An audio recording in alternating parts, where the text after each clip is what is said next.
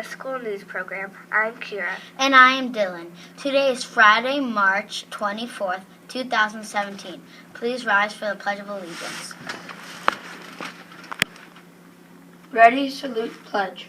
I pledge allegiance to the flag of the United States of America and to the republic for which it stands, one nation, under God, indivisible, with liberty and justice for all.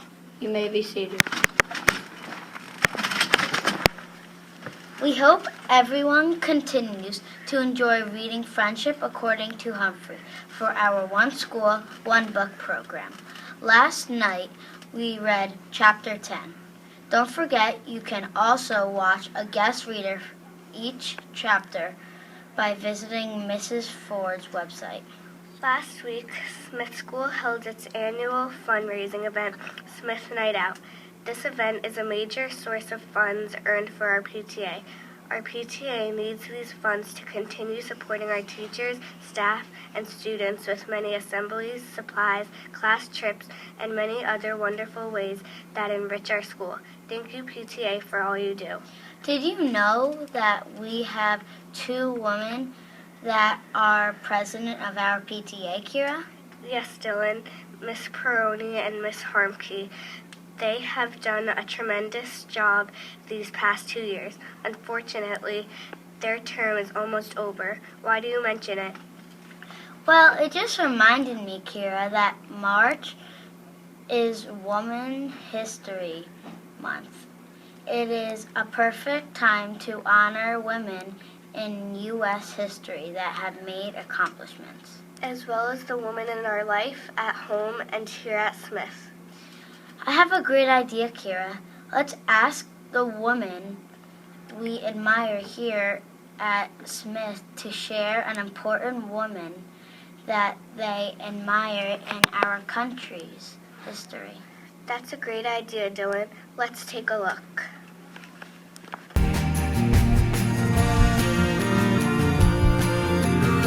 I admire Georgia O'Keeffe because she became a famous artist at a time when most people didn't think women could become artists, and she led the way for a lot of other women to be able to work in art and become well-known artists. I admire Clara Barton. Clara Barton was a nurse, and she was also a teacher.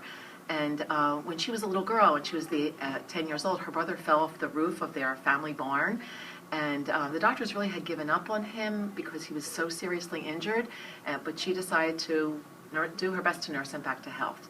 And she spent years doing this, and he did fully recover, so that was an amazing thing.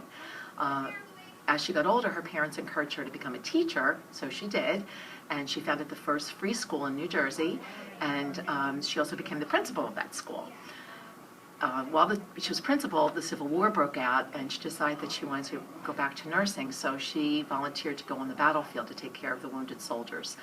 So she did, and after the war, she went back to working as a nurse, and she founded the American Red Cross. And I admire Clara Barton because I think she was courageous, I think she showed perseverance and dedication. I admire Amelia Earhart because she was fearless and brave. She was the first woman to fly by herself across the Atlantic Ocean, and she was also the first woman to attempt to fly around the world, and that takes a very brave person. I really admire Harriet Tubman because she was brave and courageous, and she was able to escape slavery using the Underground Railroad, and later on she became a conductor to help hundreds of other people escape slavery as well. I admire Jane Goodall because she's an advocate for animals.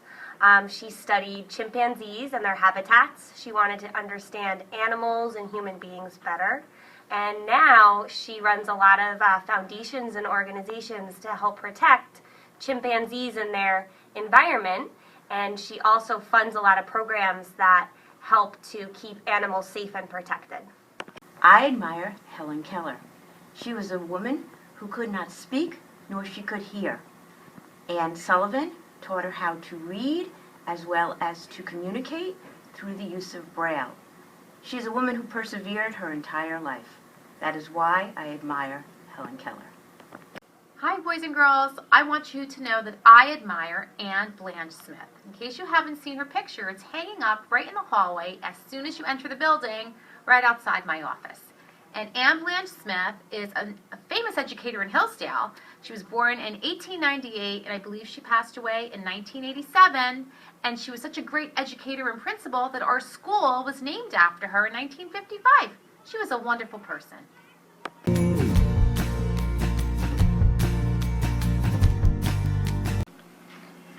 Thank you, Smith staff, for sharing with us those important women in history.